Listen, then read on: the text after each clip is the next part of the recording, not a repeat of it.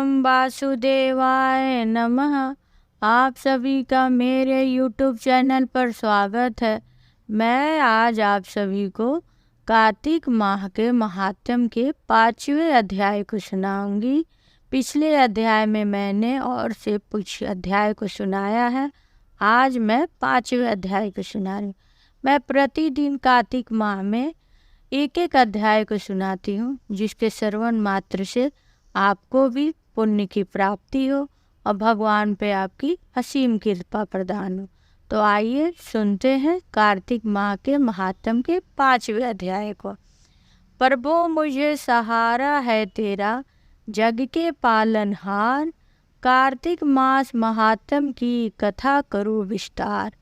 राजा पृथ्वी बोले, हे नारद जी, आपने कार्तिक मास में स्नान का फल कहा, अब अन्य मासों में विधि पूर्वक स्नान करने की विधि, नियम और उद्यापन की विधि भी बताइए।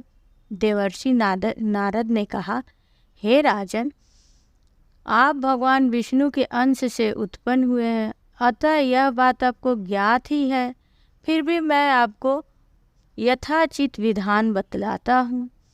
अश्विन माह के शुक्ल पक्ष के एकादशी से कार्तिक मास के व्रत करने चाहिए। ब्रह्म मुहूर्त में उठ के जल का पात्र लेके गांव से बाहर पूर्व या उत्तर दिशा में जाना चाहिए।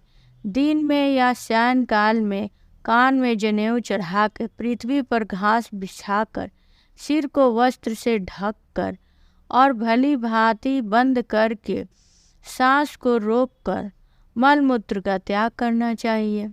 तत्पश्चात मिट्टी और जल की भांति अपने गुप्त अंगों को धोना चाहिए। उसके बाद जो मनुष्य मुख शुद्धि नहीं करता, उसे किसी भी प्रकार का फल प्राप्त नहीं होता। अतः दांत और जीभ को पूर्ण रूप से हमें शुद्ध करना चाहिए। निम्नलिखित मंत्र का उच्चारण करते हुए दातुन तोड़नी चाहिए। हे वनस्पते, आप मुझे आयु, कृति, तेज, प्रज्ञा, पशु संपत्ति, महाज्ञान, बुद्धि और विद्या प्रदान करो। इस प्रकार के उच्चारण करके वृक्ष से 12 उंगली की दातुन ले। दूध और वृक्षों से दातुन नहीं करनी चाहिए। इसी प्रकार दूध वाले जो भी वृक्ष है उससे नहीं करनी चाहिए। इस प्रकार कपास, कांटेदार, जले हुए वृक्ष से दातुन नहीं करनी चाहिए। सबसे उत्तम होती है टहनी से हम कोमल जो हो उससे हम दातुन करें। प्रतिपदा और अमावस्या, नवमी, छठी, रविवार को चंद्र तथा शुद्ध सूर्य ग्रहण में दातुन हमें नहीं करनी चाहिए।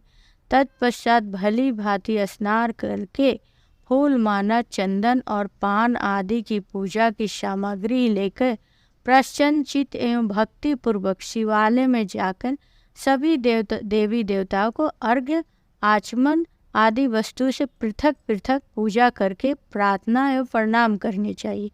फिर भक्तों के स्वर में स्वर मिलाकर श्री हरि का कीर्तन करना चाहिए।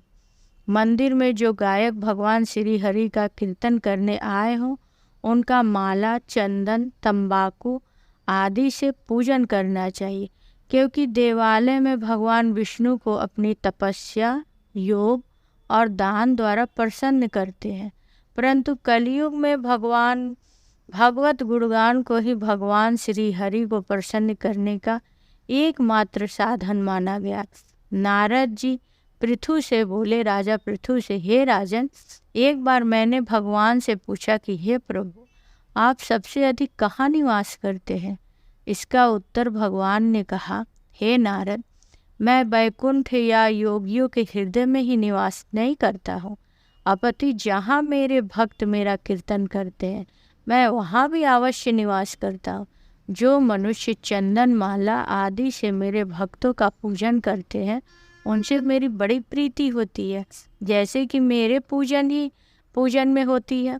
नारद जी ने कहा, ऋषि धतूरा, गिरजा, चमेली, केसर, कंदार, कटहल के फूलों एवं चावल से भगवान विष्णु की पूजा नहीं करनी चाहिए।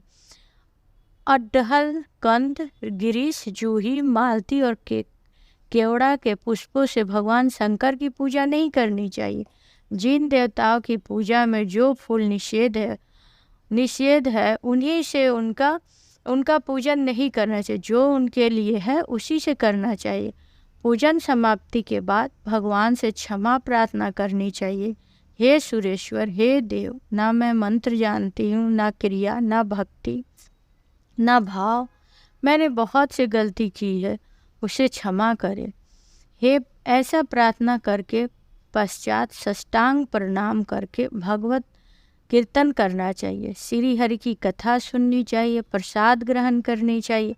जो मनुष्य उपरोक्त विधि के अनुसार कार्तिक व्रत का अनुष्ठान करता है और जगत में सभी सुखों को भोगते हुए अंत में मुक्ति को प्राप्त होता है।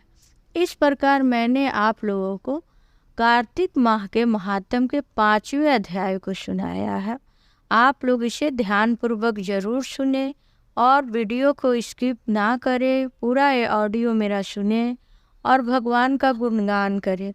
मैं हर वीडियो में ये बात कहती हूँ कि हमें भगवान का सच्चे मन से गुणगान करना चाहिए और उनके कार्तिक माह में महात्म को सुनना चाहिए। हम कोई भगवान का मंत्र भी लगा के सुन सकते हैं, भजन सुन सकते हैं, या कोई भी कार्य हम भगवान के नाम का कर सकते हैं। तो आप लोगों से मेरी विनम्र निवेदन है कि आप लोग बिना स्किप किए पूरे ही ऑडियो को सुने और भगवान का नाम लें। ओम वासुदेवाय